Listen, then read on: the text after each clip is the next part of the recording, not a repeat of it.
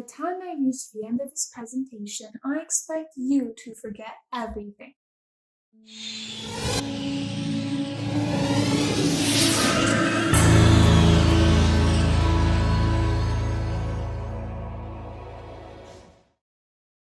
Hi, my name is Kristen and you can imagine me to be your 80-year-old monotonous professor who makes you sit for a 2-hour lecture hall every single day.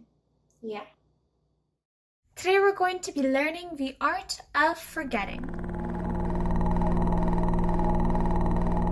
Now, let's start by spilling out our deepest, darkest fear: failure.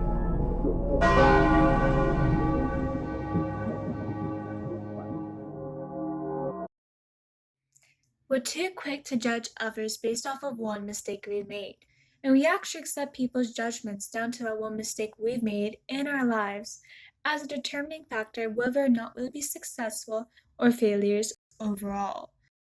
Overall meaning our entire lives ahead of us. Let's take a quick look at these examples that have either a positive or negative connotation. She's smart. He's emotional.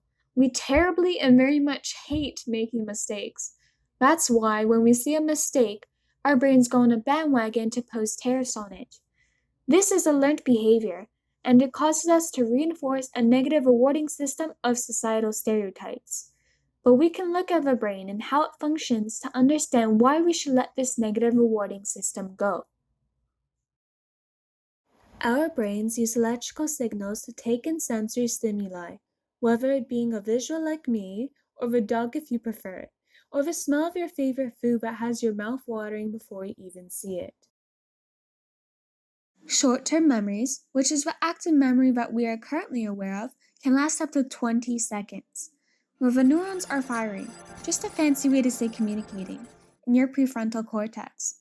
This part of your brain is responsible for higher level thinking. It happens to be the leading executive of your brain. If the information we are receiving is repeated over a long period of time, our brains encode or commit the fact to memory. This process is called long-term potentiation, where neurons strengthen their connection for repeated communications. Long-term potentiation happens in the hippocampus, where it stores certain details of these long-term memories but transfers the rest of the information to the neocortex, the main storage region, as general knowledge. Now that we have a general understanding of how memories form, let's look at the forgetting process, or letting go. Synapses that encode recollections become weakened deliberately to allow for overwriting by new memories, allowing us to access the most recent and relevant information. Researchers call the deliberate weakening of a synapses a neural mechanism of its own, recognizing forgetting to be a brain safety mechanism that protects us from an information overload.